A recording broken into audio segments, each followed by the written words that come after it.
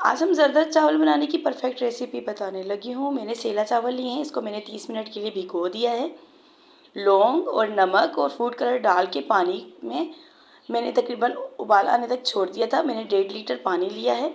सारे हमने जो भिगोए हुए चावल थे सारे हमने डाल देने हैं। 100% तक हमने चावल गला लेने हैं।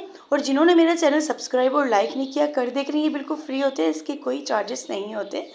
और देखिए 100% तक चावल गल गए हैं। मैंने इनको स्ट्रेनर में डाल के छान लिया है। हाफ कप मैंने कुकिंग ऑयल और इलायची, और जितने मैंने चावल लिए हैं आधा किलो उतनी ही मैंने चीनी ऐड करनी है और थोड़ा सा पानी डाल देना है।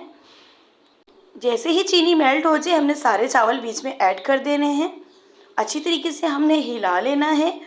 और कुछ ड्राई फ्रूट्स हम डाल रहे हैं, किशमिश, बादाम, काजू डाल के अच्छी तरीके से हमने मिक्स कर लेना है। मैंने थोड़ी सी ज़ाफ़रान डाली है, ये ऑप्शनली है, आप स्किप भी कर सकते हैं।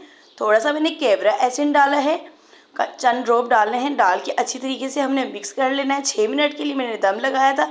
माशाल्लाह ज़रदा चावल परफेक्टली तैयार हैं। एंजॉय करें। अल्लाह हाफिज़।